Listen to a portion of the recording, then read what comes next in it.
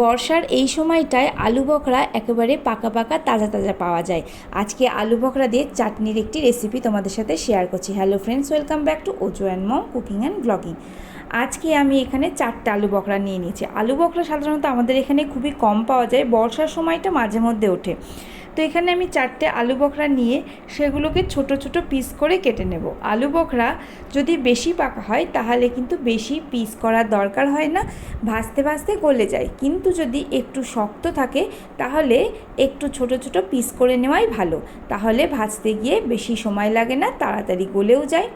এবার আমি সমস্ত আলু বখরাগুলোকে পিস পিস করে কেটে নিলাম। কেটে নেওয়ার পরে দেখতে এত সুন্দর লাগছে, মনে হচ্ছে যেন স্ট্রবেরি কেটে রাখা রয়েছে।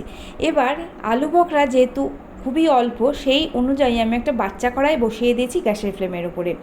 সামান্য একটু তেল দিয়ে দিচ্ছি, হাফ চা চামচেরও কম। এর মধ্যে গরম হলে দিয়ে দিচ্ছি রাই দানা বা সর্ষে দানা, যেটা তোমাদের কাছে অ্যাভেলেবেল থাকবে সেটাই।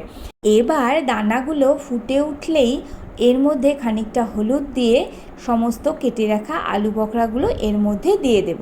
দিয়ে একটা চামচ দিয়ে নাড়তে থাকবো। যদি বেশি পরিমাণে থাকে তাহলে তো আর চামচে হবে না, সেক্ষেত্রে বড় কড়াই আর তার সঙ্গে খুন্তি লাগবে। আমার এখানে খুবই অল্প, তাই আমি এটা চামচ দিয়েই নাড়ছি। ভালো করে নাড়তে নাড়তে দেখব একসময় আলু বখরাগুলো প্রায় গলে গেছে আর বেশ সুন্দর একটা রঙের মাখা মাখা পেস্টের মতো দেখা যাচ্ছে। এই দেখো, এবার এই সময়ে আমি এর মধ্যে জল ঢেলে দেব। আমি এখন একটু বেশি করে জল দিচ্ছি, তোমরা চাইলে একটু অল্প জলও দিতে পারো। আমি ঘনত্বটা মাঝারি মাপের রাখবো। অনেকেই চাটনিটা একটু পাতলা পছন্দ করে। যারা পাতলা পছন্দ করে বা যারা চুমুক দিয়ে খেতে পছন্দ করে তারা জলটা একটু বেশি রাখবে। আর যারা চুমুক দিয়ে খেতে পছন্দ করে না, বেশি টাইট পছন্দ করে, তারা জলটা একেবারেই কম দেবে, ফুটলে আরও কম হয়ে যাবে। আমি এখানে জলটা একটু বেশি দিয়েছি, সেটাকে একটু বেশি করে ফোটাবো বলে।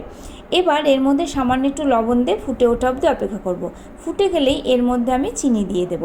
মোটামুটি হাফ কাপের একটু কম চিনি আমি এখানে দেব, যদিও চিনি দেওয়াটা মিষ্টিটা নিজেদের পছন্দের ওপরে নির্ভর করবে। যদি মনে হয় একটু টকটক খাবো, সেক্ষেত্রে কিন্তু চিনিটা একটু অল্প দিতে হবে। এবার চাটনিটা ফুটতে ফুটতে যখন মাঝারি ঘনত্বের হয়ে আসবে তখন আমি কিন্তু গ্যাসের ফ্লেমটা অফ করে দেব। আর তার আগে অবশ্যই একবার লবণ মিষ্টিটা চেক করে নেব। একদম সব ঠিকঠাক থাকলে তাহলে তো কোনো কথাই নেই। একটু ঠান্ডা হলে আর একটুখানি কিন্তু চাটনিটা ঘন হয়ে যাবে। আর হ্যাঁ, লোহার কড়াইয়ে যেহেতু করেছি তাই কিন্তু চাটনিটা বেশিক্ষণ কড়াইয়ে রাখবো না, একটা পাত্রে রেখেই ঠান্ডা করতে দেবো। আর এই চাটনিটা দেখতেও যতটা সুন্দর হয়, খেতেও ততটা ভালো লাগে। যদি ভালো লাগে ভিডিওটা তাহলে অবশ্যই একটা লাইক শেয়ার কমেন্ট করো। ইউটিউব বন্ধুরা আমার এই চ্যানেলটাকে তোমরা সাবস্ক্রাইব করো। আর যারা ফেসবুক বন্ধু আছে অবশ্যই ত্রিনা দাস বণিক এই পেজটাকে ফলো করে নিও। আর এতক্ষণ ধরে ভিডিও দেখার জন্য জানাই অসংখ্য ধন্যবাদ।